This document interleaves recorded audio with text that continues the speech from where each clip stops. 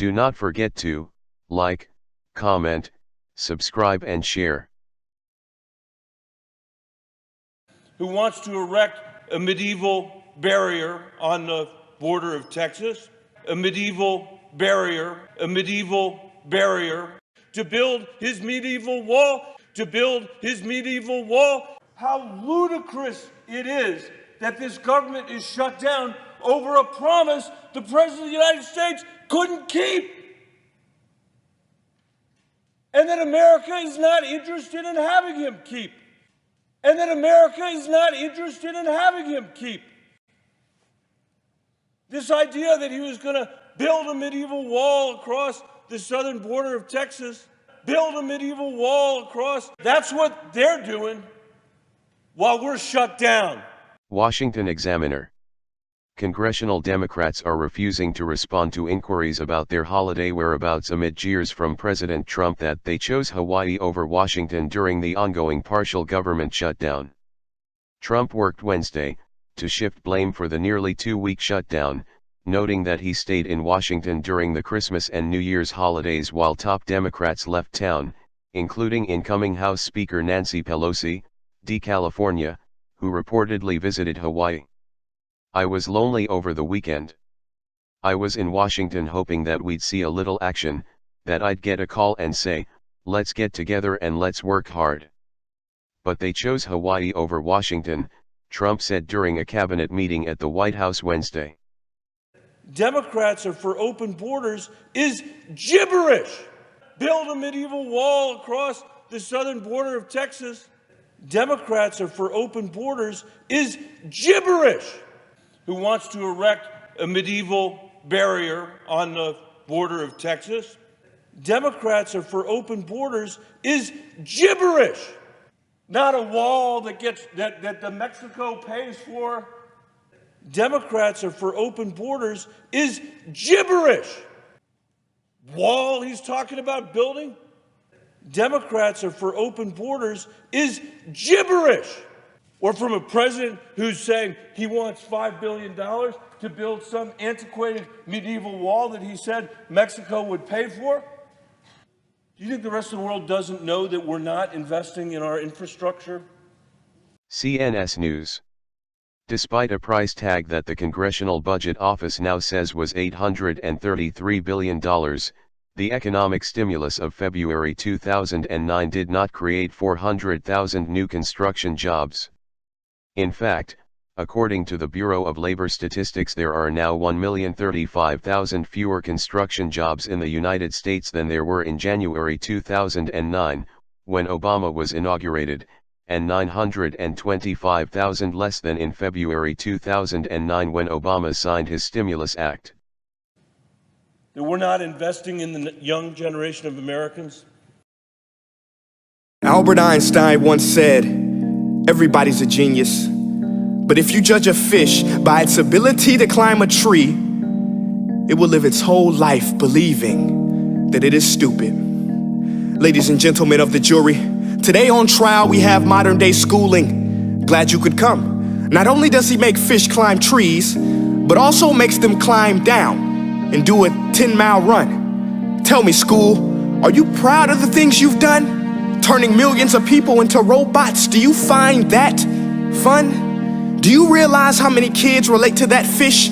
Swimming upstream in class, never finding their gifts, thinking they are stupid, believing they are useless? Well, the time has come, no more excuses. I call school to the stand and accuse him of killing creativity, individuality, and being intellectually abusive.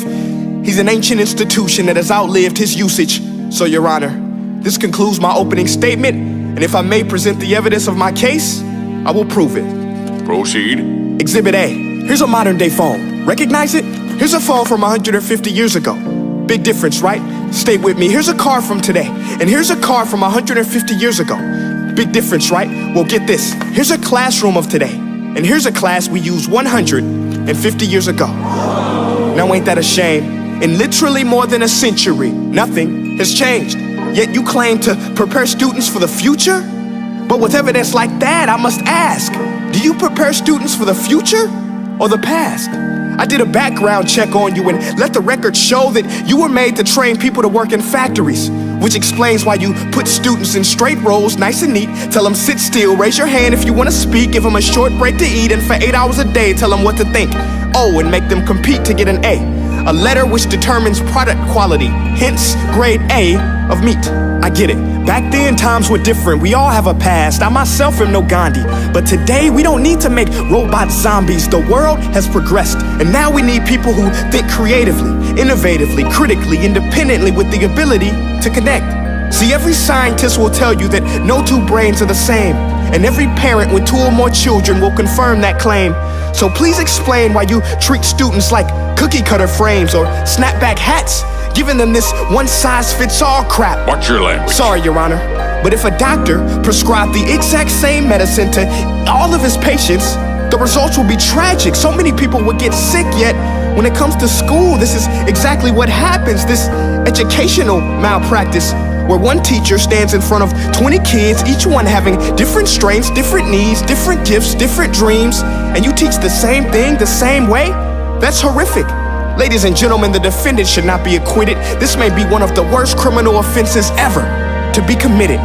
And let's mention the way you treat your employees. Objection. Overruled. I want to hear this. It's a shame. I mean, teachers have the most important job on the planet, yet they're underpaid? No wonder so many students are short-changed.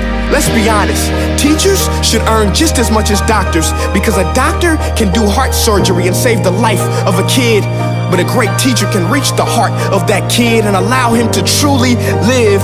See, teachers are heroes that often get blamed, but they're not the problem. They work in a system without many options or rights. Curriculums are created by policymakers, most of which have never taught a day in their life. Just obsessed with standardized tests. They think bubbling in a multiple choice question will determine success. That's outlandish. In fact, these tests are too cruel to be used and should be abandoned, but don't take my word for it. Take Frederick J. Kelly, the man who invented standardized testing, who said, and I quote, "These tests are too cruel to be used and should be abandoned." Ladies and gentlemen of the jury, if we continue down this road, the results will be lethal. I don't have much faith in school, but I do have faith in people. And if we can customize healthcare, cars, and Facebook pages, then it is our duty to do the same for education, to upgrade it, change it, do away with school spirit, because that's useless. Unless we're working to bring the spirit out of each and every student, that should be our task. No more Common Core. Instead, let's reach the core of every heart in every class. Sure, math is important, but no more than art or dance. Let's give every gift an equal chance. I know this sounds like a dream, but countries like Finland are doing impressive things. They have shorter school days, teachers make a decent wage, homework is non-existent, and they focus on collaboration instead of competition. But here's the kicker, boys and girls. Their educational system outperforms every other country in the world. Other places like Singapore are succeeding rapidly. Schools like Montessori, programs like Khan Academy, there is no single solution. But let's get moving, because while students may be 20% of our population, they are 100% of our future. So let's attend to their dreams, and there's no telling what we can achieve. This is a world in which I believe, a world where fish are no longer forced to climb trees. I'll rest my case.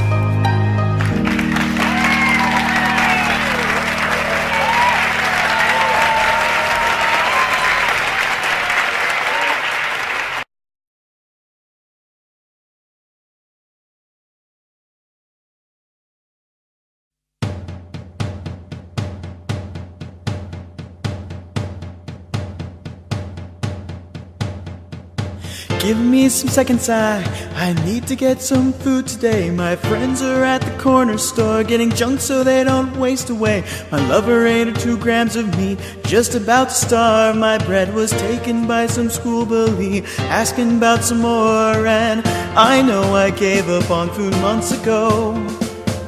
I know I'm trying to forget, but between the milk and feta cheese, the pains in my tummy sing, you know. I'm trying hard to find nourishment, so if by the time you go to practice and you feel like falling down, I'll carry you home. Tonight,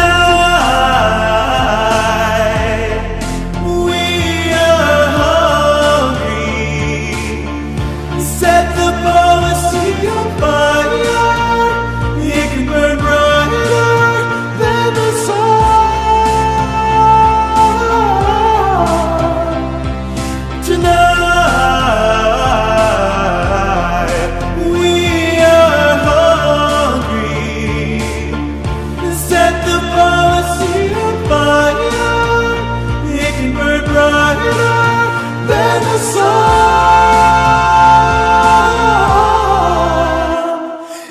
know that this is not all that you got. I guess that I just thought maybe we could find a way not to starve today.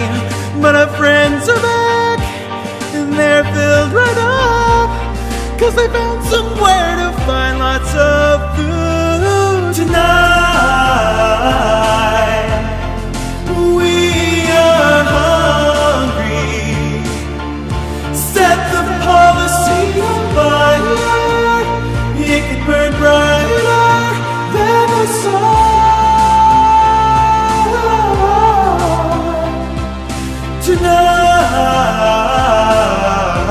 Tonight, we are hungry. Set the policy on fire. It can burn brighter than the sun. Crawling under tonight. Just crawling under tonight. Crawling under tonight. Just crawling under tonight. The cooks are on my side. I've nowhere to run. So will someone come and carry me home tonight? The nourishment arrived, but I can taste Mom's meal. So will someone come and carry me home tonight? We are hungry. Set the policy on fire. It can burn brighter than the sun.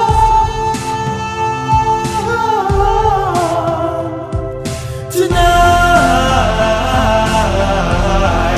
we are hungry. Set the policy on fire. It can burn brighter than the sun.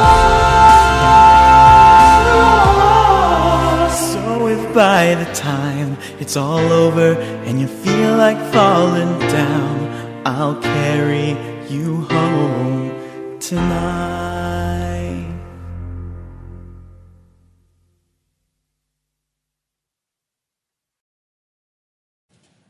That we're willing to lose the race for artificial intelligence to the Chinese? And what the president wants to do here is switch legal immigration from a family-based plan in which it really matters if you as a migrant already have family in the United States to a skills and employment-based plan in which it'll really matter what you can do for the U.S. economy. Here are the points-based systems that the White House is proposing here. They're going to take into account under this new proposal the age of the applicant for U.S. citizenship, their English proficiency, an offer of an employment or a commitment to invest or create jobs inside the United States, and also their educational and vocational certifications. Those points. And stop playing petty partisan politics that are going to do nothing to educate the next generation of Americans. I believe that we have come to the time of impeachment. Now, don't tell me there's not enough to discuss and debate impeachment. Yes, if there was an impeachment inquiry, I would support it. The President of the United States of America needs to be impeached. Because we're going to go in there, we're going to impeach the mother. So Denver International Airport is the most recent airport in the country to be opened. It was opened 25 years ago. Madam President, why anyone would, in their right mind, want to work in a place that has a 9% approval rate?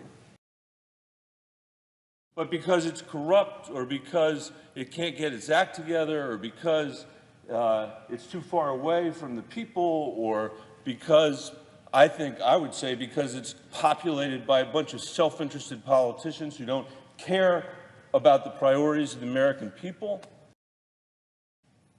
It was something we've learned from reading the press. There was a mnemonic device used during the campaign to remind him to talk about immigration.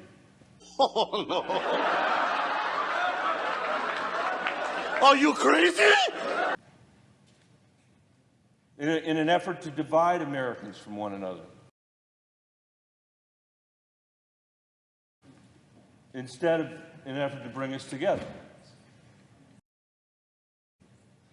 In an effort to turn what just 3 years ago was a bipartisan issue in the Senate, securing our southern border, who wants to erect a medieval barrier on the border of Texas.